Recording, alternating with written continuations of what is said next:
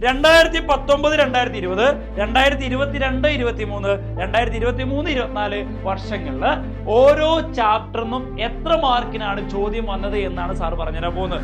നമ്മൾ കുറച്ചുകൂടി ശ്രദ്ധ കൊടുത്ത് പഠിക്കേണ്ട ചാപ്റ്റേഴ്സ് ഉണ്ട്. ആ ചാപ്റ്റേഴ്സ് ഏതാണെന്നും കൂടി നമുക്ക് ഇതിൽ നിന്നാവും മനസ്സിലാവും. ഹലോ മക്കളെ, അങ്ങനെ നമ്മുടെ ക്രിസ്മസ് എക്സാം ഇതാ നമ്മുടെ അടുത്തെത്താനായിട്ട് ഇങ്ങനെ ഇരിക്കുകയാണ്. അപ്പോൾ പലപ്പോഴും പല ആളുകൾക്കുള്ള ഡൗട്ടാണ്, സാറേ എത്ര ചാപ്റ്റർ ഫിസിക്സിൽ പഠിക്കണം? അത് നമ്മൾ ഓൾറെഡി ഒരു വീഡിയോ ചെയ്തിരുന്നു. അതേപോലെ തന്നെ സാർ നമ്മൾ ഓണപരീക്ഷയ്ക്ക് ചോദിച്ച ചോദ്യങ്ങൾ ഇനി ക്രിസ്മസ് എക്സാമിന് റിപ്പീറ്റ് ചെയ്ത് ചോദിക്കുകയോ, അല്ലെങ്കിൽ ഓണപരീക്ഷയ്ക്ക് പഠിച്ച പാഠങ്ങളൊക്കെ ഇനിയും ഞങ്ങൾ പഠിക്കണോ എന്നുള്ളൊരു ഡൗട്ട്. അതേപോലെ തന്നെ മറ്റൊരു ഡൗട്ടാണ്, ഓരോ ചാപ്റ്ററിൽ നിന്നും എത്ര മാർക്കിനാണ് ചോദിക്കുക എന്നുള്ള ഒരു സംശയം.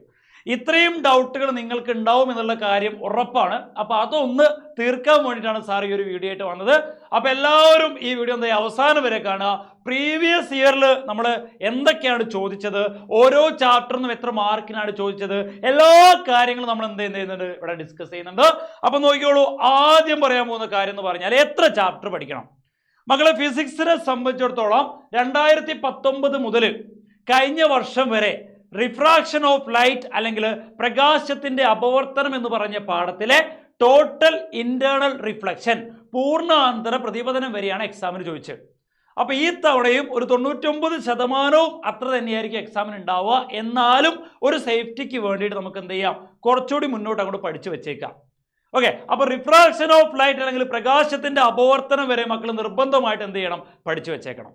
അപ്പൊ ഇനി നോക്കുക, ഇനി പറയാൻ പോകുന്ന കാര്യം എന്ന് പറഞ്ഞാൽ 2019, 2020, 2022, 23, 2023, 24 വർഷങ്ങളിൽ ഓരോ ചാപ്റ്ററിനും എത്ര മാർക്കിനാണ് ചോദ്യം വന്നത് എന്നാണ് സാർ പറഞ്ഞുതരാൻ പോകുന്നത്. എല്ലാവരും നന്നായി ശ്രദ്ധിച്ചോ. ഒന്ന്, എഫക്ട്സ് ഓഫ് ഇലക്ട്രിക് കറണ്ട്, വൈദ്യുത പ്രവാഹത്തിന്റെ ഫലങ്ങളിൽ ആദ്യ വർഷം 2019, 2020 5 മാർക്കിനും 2022, 23 ഒറ്റ ചോദ്യം പോലും ചോദിച്ചിട്ടില്ല. എന്നാൽ 2023, 2024 എത്ര 4 മാർക്കിന് ചോദിച്ചിട്ടുണ്ട്.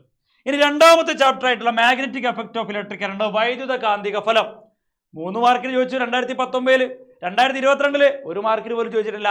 2023 1 മാർക്കിന് പോലും ചോദിച്ചിട്ടില്ല. ഓക്കെ, ഇനി ഇലക്ട്രോ മാഗ്നറ്റിക് ഇൻഡക്ഷൻ, വൈദ്യുത കാന്തിക പ്രേരണം. നന്നായി ശ്രദ്ധിക്കുക, ഏത് ചാപ്റ്ററാണ് നമ്മൾ കുറച്ചും കൂടി കഷ്ടപ്പെട്ട് പഠിക്കേണ്ടത് എന്നുകൂടിയാണ് നമുക്ക് ഇതിൽ നിന്ന് മനസ്സിലാവുന്നത്. എല്ലാ ചാപ്റ്ററും പഠിക്കണം, എല്ലാ ചാപ്റ്റേഴ്സും നമ്മൾ പഠിക്കണം, അത് നിർബന്ധമാണ്. പക്ഷേ നമ്മൾ കുറച്ചുകൂടി ശ്രദ്ധ കൊടുത്ത് പഠിക്കേണ്ട ചാപ്റ്റേഴ്സ് ഉണ്ട്. ആ ചാപ്റ്റേഴ്സ് ഏതാണെന്നും കൂടി നമുക്ക് ഇതിൽ നിന്നാവും മനസ്സിലാവും. അപ്പൊ 2019 മൂന്നാമത്തെ ചാപ്റ്ററിൽ നിന്ന് 20 മാർക്കിന്, അതേപോലെ 2022 24 മാർക്കിന്, 2023 26 മാർക്കിന് ചോദിച്ചിട്ടുണ്ട്. അപ്പം ഇത് ഓർ ക്വസ്റ്റ്യൻ അടക്കമുള്ള സാധനമാണ് സാറ് പറയുന്നത് കേട്ടോ. അതായത് 50 മാർക്കിൽ ഓർ ക്വസ്റ്റ്യൻ അടക്കം, 40 50 മാർക്കിൽ എത്ര മാർക്കിൽ ചോദിച്ചെന്നാണ് പറയുന്നത്. ഓക്കെ, അപ്പൊ ഇനി നാലാമത്തെ ചാപ്റ്ററിൽ റിഫ്ലക്ഷൻ ഓഫ് ലൈറ്റ് അല്ലെങ്കിൽ പ്രകാശത്തിന്റെ പ്രതിപതനം, ആ ചാപ്റ്ററിൽ 2019 14 മാർക്കിനും 2022 16 മാർക്കിനും 2023 11 മാർക്കിനും എന്ത് ചെയ്തിട്ടുണ്ട്, ചോദിച്ചിട്ടുണ്ട്.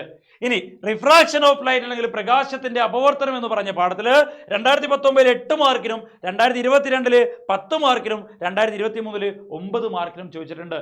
അപ്പോൾ ഏറ്റവും കൂടുതൽ നമ്മൾ ടൈം ചെലവാക്കി പഠിക്കേണ്ട ചാപ്റ്റേഴ്സ് ഏതൊക്കെയാണ് എന്ന് തന്നെ മക്കൾക്ക് ഇപ്പോൾ നല്ല രീതിയിൽ മനസ്സിലായിട്ടുണ്ടാവും അല്ലെ. ഏറ്റവും കൂടുതൽ നമ്മൾ സമയം ചെലവാക്കേണ്ടത് ഓണപരീക്ഷയ്ക്ക് ശേഷമുള്ള ഭാഗം തന്നെയാണ്. പക്ഷേ നമ്മൾ ഓണപരീക്ഷയ്ക്ക് ചോദിച്ച ചോദ്യങ്ങൾ ചോദിക്കൂല എന്ന് വിചാരിക്കുന്നത് മണ്ടത്തരായി പോകും. അപ്പം നിർബന്ധമായിട്ട് നിങ്ങൾ എന്ത് ചെയ്യണം, ഓണപരീക്ഷയ്ക്ക് നിങ്ങൾ പഠിച്ച ആ പാഠങ്ങളൊക്കെ ഒന്നും കൂടി പഠിക്കണം. അതിൻ്റെ കൂടെ കുറച്ചും കൂടി സമയം ചെലവാക്കിയിട്ട് ഈ ചാപ്റ്റേഴ്സ് ഒന്നും കൂടി എന്ത് ചെയ്യണം, എടുത്ത് പഠിക്കേണ്ടതായിട്ടുണ്ട്.